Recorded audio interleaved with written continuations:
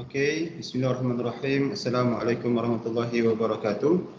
Alright, guys, pada hari esok iaitu pada hari Jumaat 11 bulan Mac akan ada perhimpunan bulanan yang perlu dihadiri seluruh staf bagi satu majlis majlis perpisahan antara staf dan juga pengarah, sebab pengarah kita atau pengarah akan bersara pada hari esok. Jadi esok kita memang tak sempat buat kelas. Jadi apa yang saya ambil alternatif pada hari ini, kita saya akan rekod topik satu dan korang baca sendiri dan lihat video ni yang saya akan share dekat YouTube lah. So hopefully video ni memang korang akan nampak dekat link YouTube yang saya akan provide kat kelas. Okay, jadi gunakan masa kelas esok untuk self study dan saya akan tanya balik beberapa item di dalam chapter number 1 pada the next week.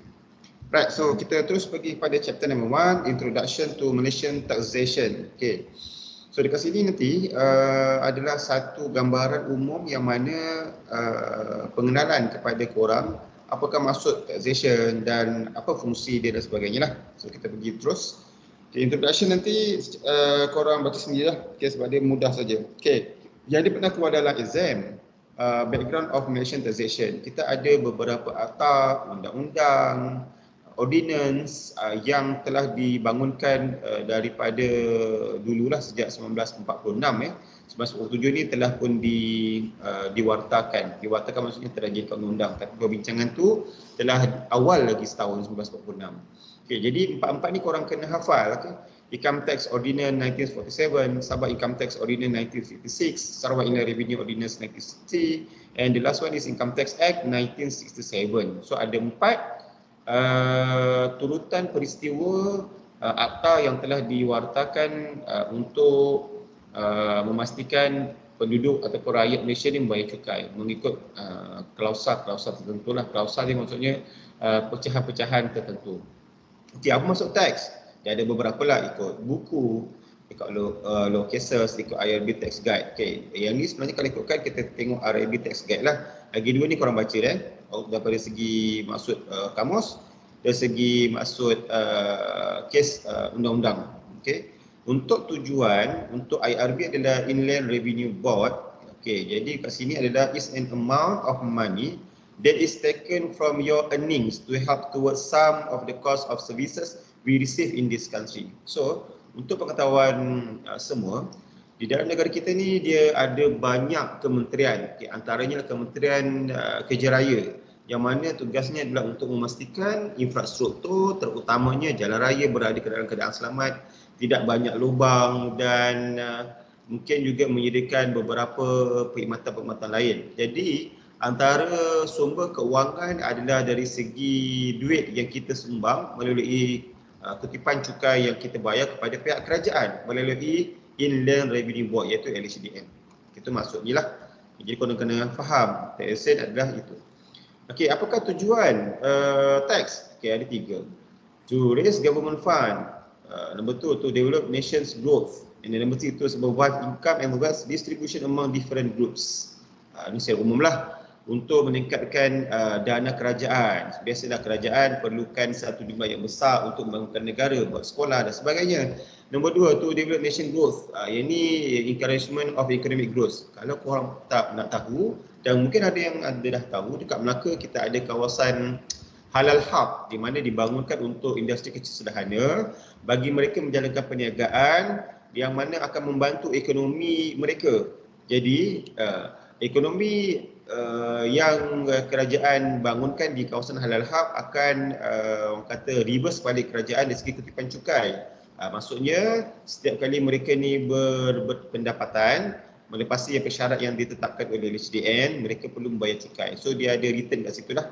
Okay, jadi cukai yang kita kutip oleh cukai yang kerajaan kutip daripada kita akan membantu kerajaan untuk membuka peluang pekerjaan juga kepada orang lain. Okay, alright. Number third one, the to supervise income and wealth distribution among different groups. Okay, tax and instrument of redistribution of income and wealth. Ini maksudnya dia nak samaratakan, janganlah ada jurang yang terlalu tinggi. Samaratakan itu mustahil lah. Tidak ada jurang yang terlalu tinggi antara golongan atasan, pertengahan dan bawahan. Okay, right now. Yang ini, Source of revenue law. Okey, ini adalah beberapa undang-undang dari segi kita nak kutip, kerajaan nak kutip pendapatan lah. So ni korang baca sajalah, ada beberapa jenis. Ada statute law, referred to as the legislation.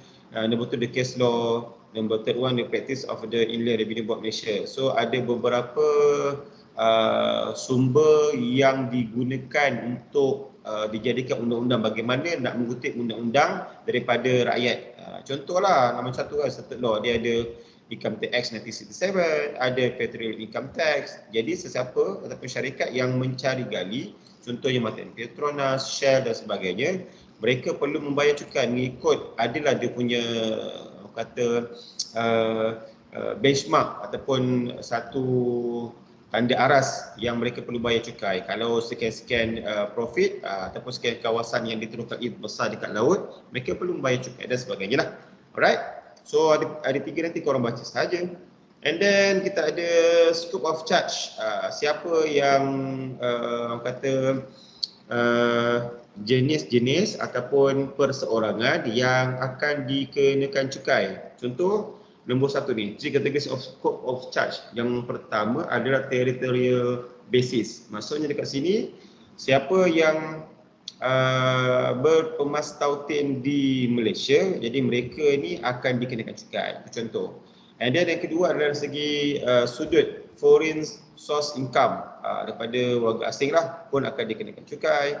And nombor 3, world scope basis. A Malaysia resident person who carries on business in banking, insurance, sea and transport will be charged to tax on all income wherever derived. Maksudnya, kalau ada syarikat macam contoh korang kan, ditakdirkan korang ada bisnes berkembang bukan setakat dalam Malaysia, contoh macam Yusof Tayyub.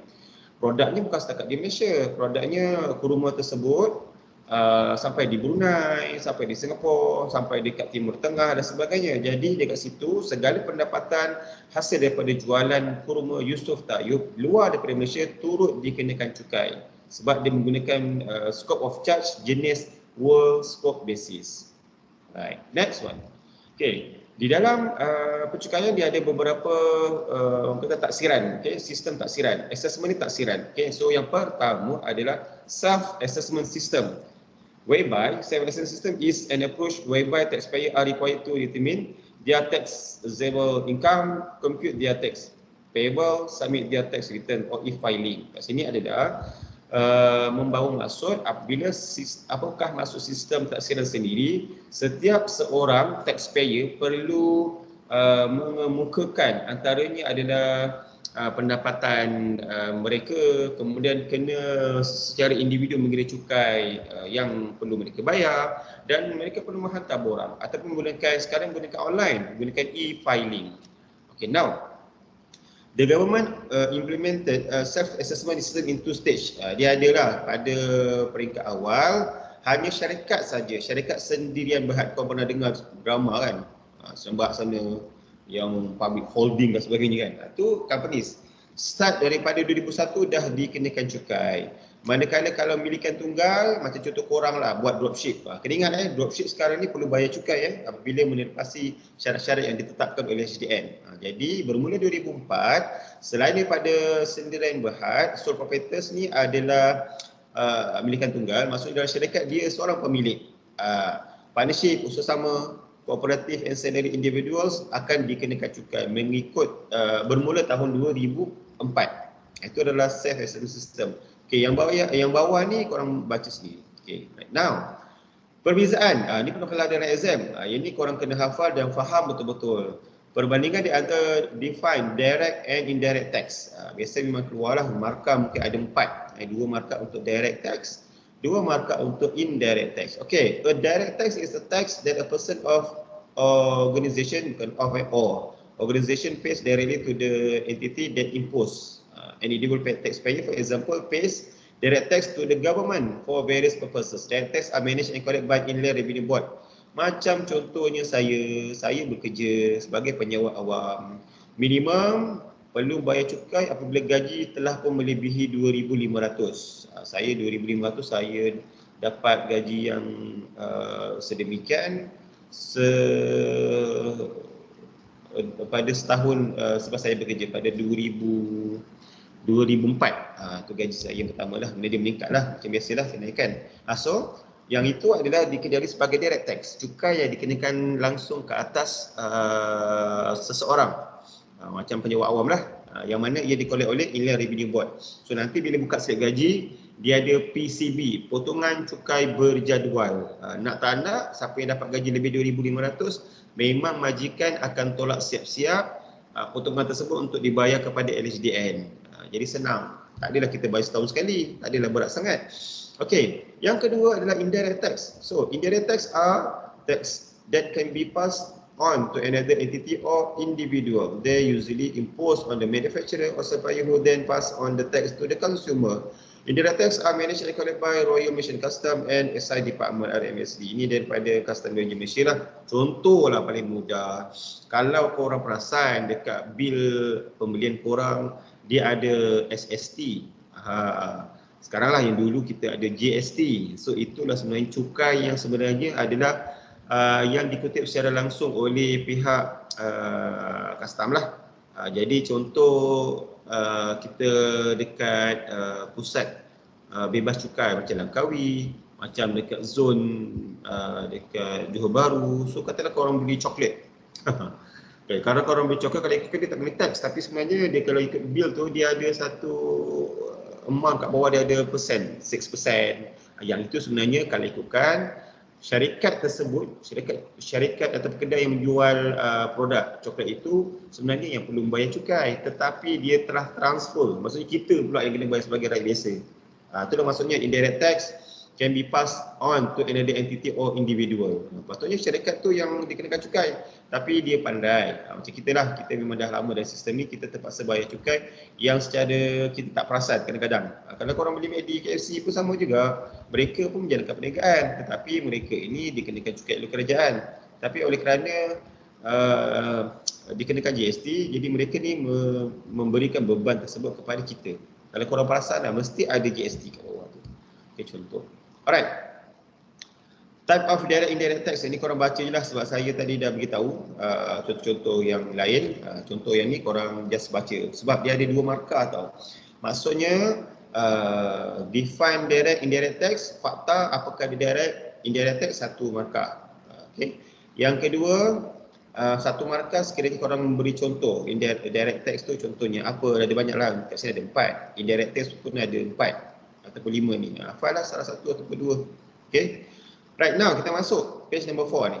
Year of assessment, basis year, basis period, financial year and accounting period. So dekat sini adalah year of assessment. Dia kata year of assessment is the year when the income tax is assessed, is cover one calendar year, 1st January till 31st December, or one accounting period. So dekat sini adalah year assessment adalah tahun taksiran dalam bahasa Melayu. Maksudnya segala pendapatan yang diterima daripada 1 Januari sehinggalah 31 Disember perlulah dikenakan ataupun dibuat pengiraan bagi tujuan pembayaran cukai.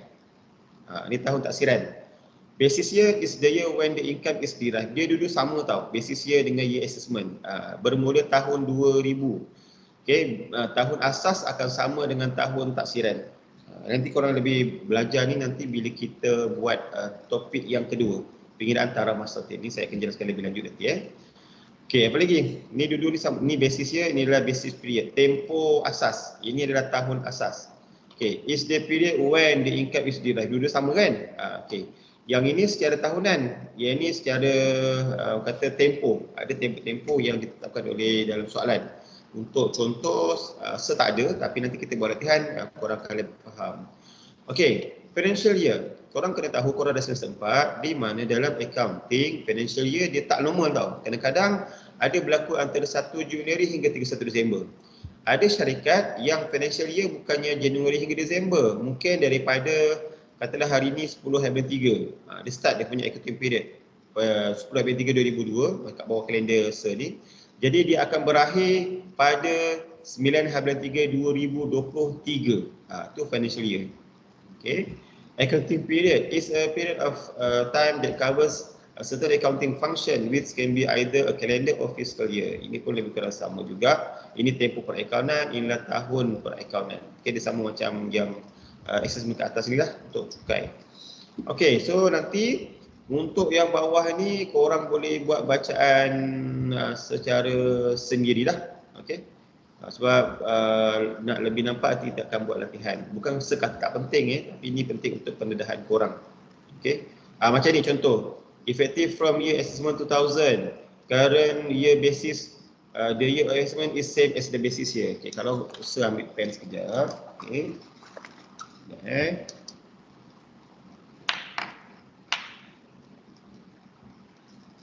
Okay, alright. So, kita klik sini, draw. Okay. Bermula tahun ni soal bermula tahun 2000. Okay, untuk korang, dia ada year assessment, dia ada year ended. Macam tu. Okay. So, untuk bermula tahun 2000, katalah year ended dia tahun berakhir tahun 2000. Okay, year assessment dia tahun 2000 juga. Bermula tahun 2000. Tapi, sebelum tahun 2000, sekiranya year ended dia 1999, tahun 1999. Year assessment dia pada tahun depan, iaitu tahun 2000. Itu dah masuk yang ni dah. Yang lain korang baca sendiri. Okay. Setakat ni insyaAllah soalan yang korang dapat nanti adalah soalan yang terkini. Maksudnya sekarang tahun 2022. Jadi kat sini year ended nanti 2022. Okay, year assessment pun 2022. Okay, class of income. Ini yang korang akan belajar. Korang akan experience benda ni sepanjang semester. Okay, ada jenis-jenis pendapatan yang diterima pelbagai jenis, tapi oleh kerana kita telah ada guideline di bawah Income Tax Act 1967, kita pecahkan kepada lebih kurang 6 section. Section 4A, gains or profit from business. Okay, so nak tukar.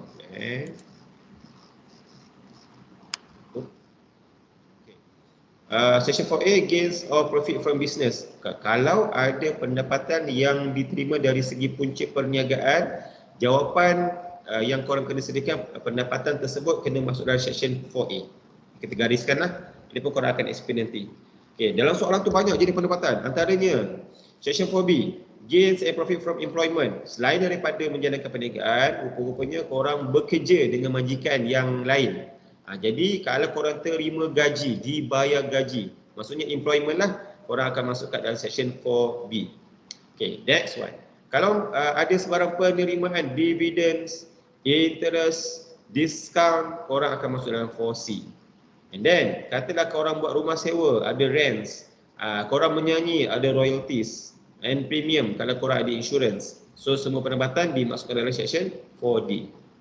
Next one, katalah korang dah pencen ataupun ada penerimaan bayaran berkala daripada katalah apa-apa syarikat sebagai menghargai sumbangan korang memberi ID kepada syarikat tersebut.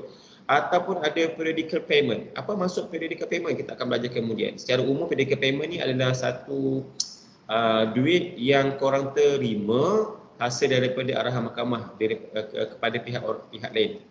Jadi semua pendapatan yang korang terima pencen annuity masuk dalam 4E, dan ada juga pendapatan yang korang tak boleh klasifikasikan sama ada 4A, 4B, 4C, 4D, 4E, kita akan masukkan dalam section 4F. Alright, so kita akan explore nanti. Okay, so dah habis. Ni soalan ni setinggalkan pada korang. Untuk korang jawab nanti bukan ada berapa orang yang akan terlibat. 3, 3, 2. So 6, 7, 8. Ada 8 orang yang saya akan panggil pada kelas minggu hadapan. Contohlah, give definition of tax. Jadi korang kena beritahu lah apa maksud income tax. And then what the role of tax towards development of the country. So ini pun ada jawapan ke atas. Give 3 example of direct tax and indirect tax. Yang ni soalan exam yang sebelum ni. Dia minta contoh. Bukannya dia tanya pula masuk direct indirect, dia minta contoh saja. 3 contoh untuk direct, 3 contoh untuk indirect. Kalau korang pasal, dia tadi ada 4 dengan 5 kan. Direct tax tu ada 4 contoh. Indirect tu ada 5. Jadi kena, tadi dia minta 3. So 3 ni kena nyatakan. Alright, next one. Nanti slide ni mungkin saya akan share. Boleh ke share sebab saya tak digunakan untuk share, takut dia ada libatkan akta kan. Orang kata registered, tak boleh fotokopi. Okay, tak apalah, nanti korang tengok video lah kot. Okay. And then question number 1.2, explain about self-assessment system and evaluation system Malaysia tu pun ada kat atas. Describe the different source of revenue ni pun ada kat atas. Explain briefly the scope of charge to tax of Malaysian resident individual under the provision of income tax 1967 pun ada kat atas.